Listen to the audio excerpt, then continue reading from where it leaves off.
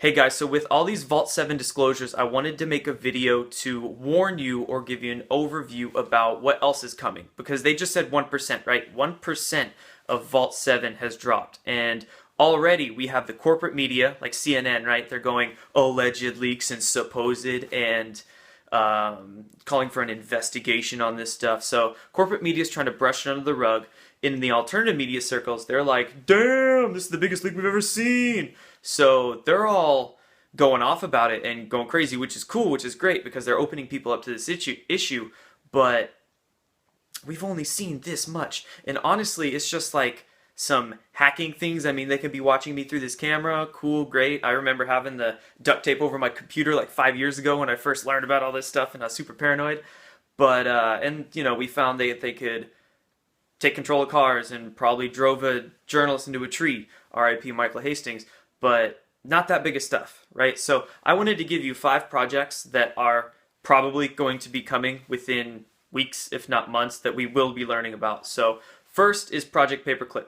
Project Paperclip basically just says the CIA are a bunch of Nazis, right? After World War II, a few thousand Nazi scientists all immigrated into Project Paperclip in 1945 under Project Paperclip and just went into the military-industrial complex and pharmaceutical companies, media corporations. So the OSS just morphed into the CIA. That's it. And then we have MK Ultra. MK Ultra was all of their mind control programs, right? CIA, intelligence, mind control, and really how much intelligence the government can have, but how much intelligence that we can't have. So that's how I think about it. Anyway, MK Ultra was all of the trauma-based mind control. Jason Bourne, right? Truth in plain sight, right there. So in the military, they did their trauma-based mind control stuff, but it also was psychological experiments on how they could do it with the collective too, right? There's the individual person, and there's collective. So it's collective trauma-based mind control, and that's what they did with their media corporations. This leads me into number 3, Operation Mockingbird. That was this is how they have assets in the mainstream media corporations, right? That the big news corporations, they're trying to brush this shit under the rug because they are CIA incarnate. Just like the OSS and their propaganda, right? They're a bunch of Nazis. They do their same Nazi propaganda through through the mainstream media corporations that are run by the CIA. Number 4, this leads me into the Montauk Project. The Montauk Project is probably the favorite one of mine because this deals with the aspects of human consciousness. So with the Montauk Project that they did in Montauk, New York, they actually, I believe, hooked a person. I mean, they would do experiments with a person's psyche and try to manipulate timelines, right? Our consciousness is in the metaphysical realm, in the time part of space-time, so they would try to manipulate timelines, telekinesis stuff, all kinds of cool, remote viewing. That was the big one, remote viewing.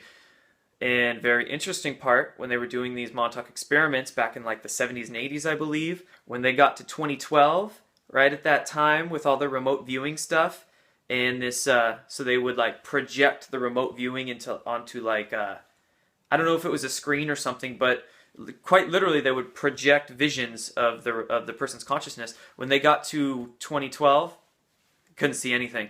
So it's like all the timelines converged, and now it's up to our co-creative consciousness to initiate or invite the best reality into what we make. So anyway, tangent aside, Montauk Project, and then number 5, Project Blue Book.